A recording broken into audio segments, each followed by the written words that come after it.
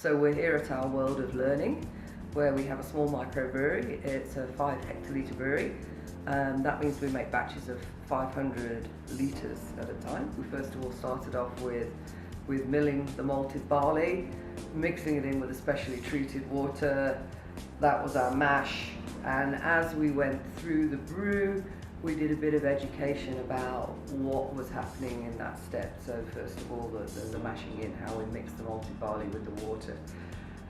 Then what was happening when we went through to the lauter turn and we extracted the liquid from the lauter turn and through into the kettle, the addition of the hops and the boiling.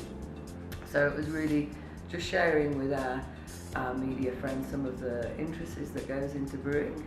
I think it just gives people a better appreciation of beer, understanding the ingredients more, the flavours, the myriad flavours, some of the very complex flavours that can come from basic simple raw materials like water, malted barley, maize, hops. So with a limited range of raw materials, you can make some absolutely extraordinary beers with different flavours and different characteristics, and it's just getting more of an appreciation of what goes into beer, and we also learned why it's good for us. If you looked at what you could buy in a bottle store like 20 odd years ago, there was a very, very limited range of beers, you know, the kind of like the old favourites, the Castle, Black Label.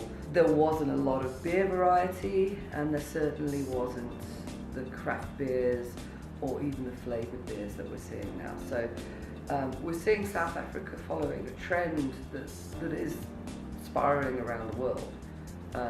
South Africa is still relatively a fledgling industry in this respect, but we're seeing customers being offered a lot more choice in beer. So we've got the emergence of the craft brewers.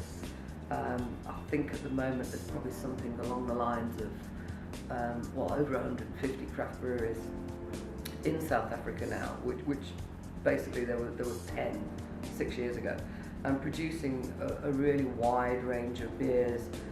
Indian pale ales, Weiss beers, Dunkels, even Feinboss flavoured beers. So suddenly our consumer has got a much wider choice of beer, and also following along from that a much wider choice of ciders and kind of like the spirit coolers that are still kind of beers.